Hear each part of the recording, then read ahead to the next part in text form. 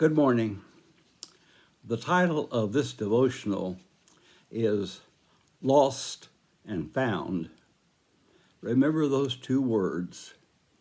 You've heard them before, but let's use them as a springboard to understand some of Jesus' teachings. Lost and found. Hidden in the story parables of Jesus are some of the most startling words, concepts, revelations, and truths that we will ever read.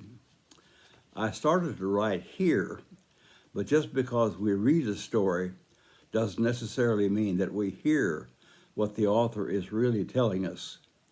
We have to put on our tell me something I want to hear hearing aids. The speaker may well be telling us what we need to hear rather than what we want to hear, and our hearing is not easily tuned into the other frequency.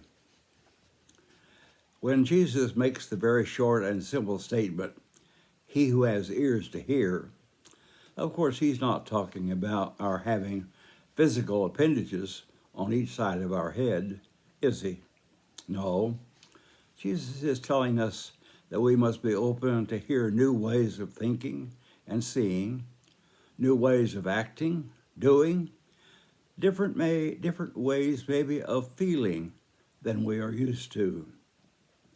The parable of the sower, told in Mark 4, opens up a larger and deeper perspective of hearing or not hearing, and the expected result if you don't hear what is being said.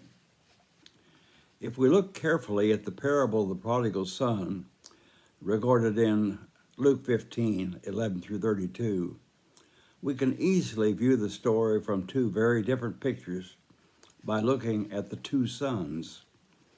Verses 25 through 32 draw a vivid picture of the older son and the brother. He comes in from working in the field and hears all the commotion going on, notably music and dancing. One of the servants answers his "What's going on?" question and informs him that they are having a coming home party for his brother.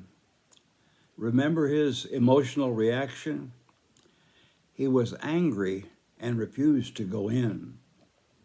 That's what Jesus says at that point in the parable. He was angry and refused to go in. Anger has a way of taking over our whole being, decommissions our brain and our thought processes, blocks our consciousness, takes over our rational self, and frees us to live out our anger in any handy manner. Anger is a dangerous emotion. We are given the emotion of anger, and it's valuable to us.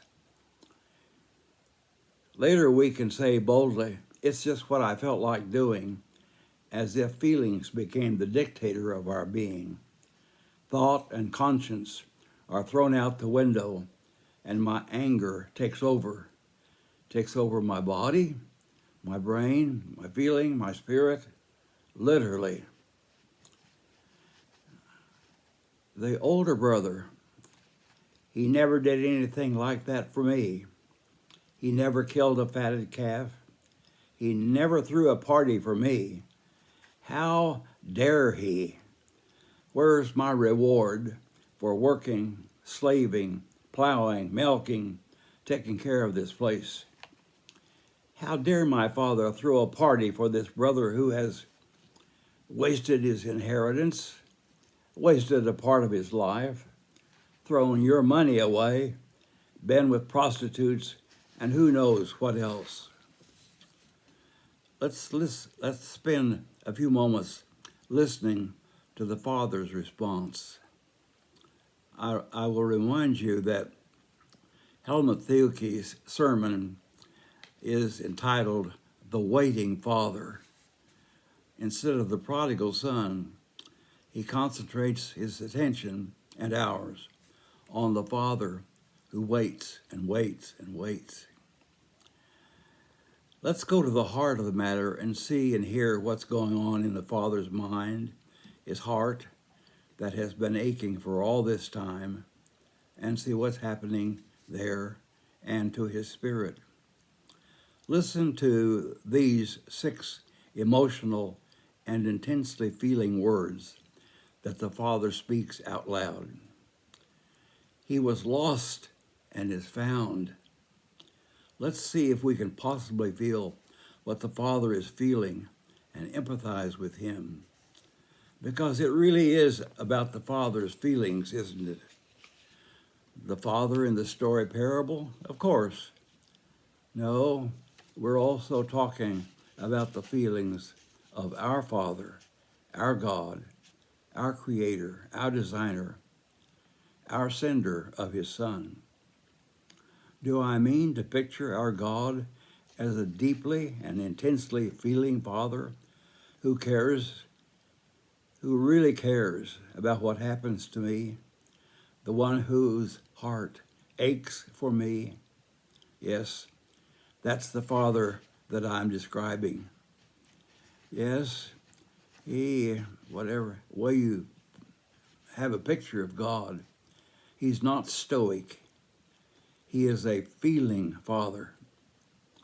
Anyone listening to me have any doubts at all about how our God is going to react if I come home after being gone, being lost? Do you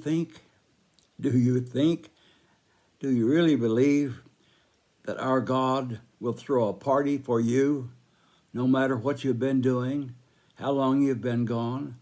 Throw a party just for you? Kill the fatted calf. Get the music going.